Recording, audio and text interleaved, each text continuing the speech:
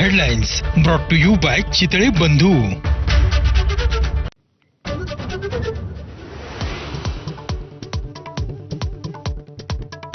पहलगाममध्ये दहशतवाद्यांचा होता ड्रोन हल्ल्याचा कट. स्थानिकांच्या गर्दीमुळे ड्रोन हल्ल्याचा कट हुकला, सूत्रांची माहिती.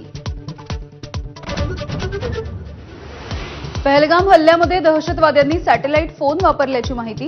हल्ल्याच्या दिवशी बैसरन खोऱ्यामध्ये चीनी बनावटीचे सॅटेलाइट फोन सक्रिय असल्याची माहिती.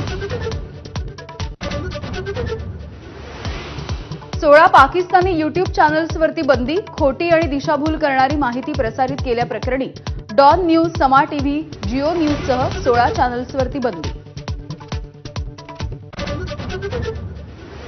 पाकिस्तानला आर्थिकदृष्ट्या कमजोर करा. खासदार असदुद्दीन ओवैसींचा मोदींना सल्ला. पाकिस्तान आपल्यापेक्षा 50 वर्ष मागे. भारताची बरोबरी अशक्य असल्याचं वक्तव्य.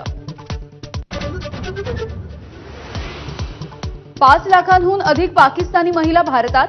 भाजप खासदार निशिकांत दुबेंचा खळबळजनक दावा. लग्न करून राहणाऱ्या महिलांना नागरिकत्व नसल्याचीही दिली माहिती. पाकव्याप्त काश्मीरमध्ये मोठ्या प्रमाणावरती निदर्शनं. गिलगिटमध्ये पाक विरोधात हजारो स्थानिकांच्या घोषणा. पहलगाम हल्ल्याच्या नंतर पाक विरोधात असंतोष.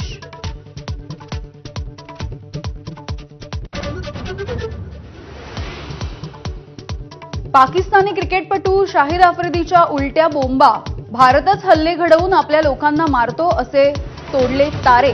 आफ्रिदी कोण, कुणाचंही नाव घेऊ नका, ओवैसींनी उडवली खिल्ली.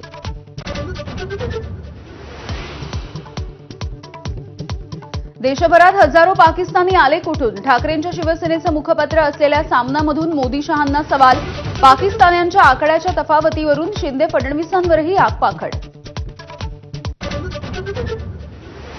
पहलगाममधील दहशतवादी हल्ल्याच्या पार्श्वभूमीवरती जम्मू काश्मीर विधानसभेचं अधिवेशन सुरू.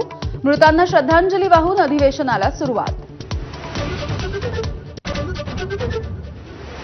दहशतवादी हल्ल्याच्या नंतर अभिनेता अतुल कुलकर्णी काश्मीरमध्ये. आता दहशतवादाला हरवायचंय, अतुल कुलकर्णीचं आवाहन. काश्मीरमध्ये जाणाऱ्या रिकाम्या विमानाचा फोटो सुद्धा केला पोस्ट. नक्षलवाद्यांच्या विरुद्ध आतापर्यंतची सर्वात मोठी मोहीम. विजापूरच्या जंगलामध्ये शेकडो नक्षलवाद्यांची 6 दिवसांपासून कोंडी. 7,000 पेक्षा जास्त पोलीस आणि जवान मोहिमेत. बिल्डर गुरुनाथ चिचकर आत्महत्या प्रकरणामध्ये पोलीस आणि ड्रग्ज तस्करांचं कनेक्शन समोर. पोलीस नायक सचिन भालेरावसह 4 जणांना अटक. आणखी पोलिसांच्या अटकेची शक्यता.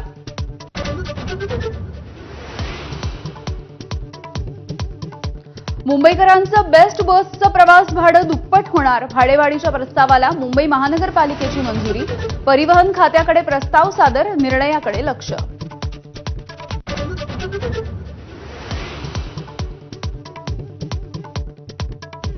मुंबईमधल्या एल्फिस्टन पुलाचा आज फैसला. रहिवाशांच्या मागण्यांबाबत एमएमआरडीए, पालिका, म्हाडा अधिकाऱ्यांसोबत बैठक. रहिवाशांच्या पुनर्वसनाबाबत लेखी आश्वासन देण्याची मागणी.